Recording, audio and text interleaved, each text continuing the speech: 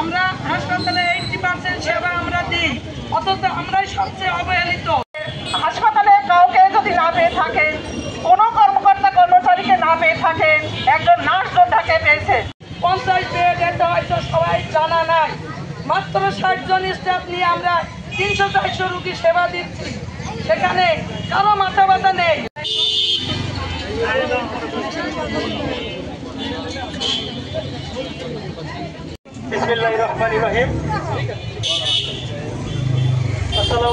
আমাদের যে আছে আমাদের, আমরা রাখতে চাই, আমরা অন্য দপ্তরের সাথে একসাথে হতে চাই না। আমাদের স্বাধীন আমাদের এটাই উদ্দেশ্য যে আমরা নার্সিং অধিদপ্তর একটা স্বাধীন নার্সিং অধিদপ্তর আমাদের আর একজনের অধীনে চলে যেতে হচ্ছে, আমরা এটা মানবো না। এর জন্য আমাদের যত কিছু করার দরকার আমরা করবো, আমরা রাস্তায় না খাই বসে থাকবো। নিলে কেমন হয়? নার্সিং এবং মিডওয়াইফারি অধিদপ্তর আমাদের নার্সিং এবং মিডওয়াইফারি সমাজের মা, আমরা আমাদের মাকে আমাদের কাছ থেকে কেড়ে নিতে দিব না।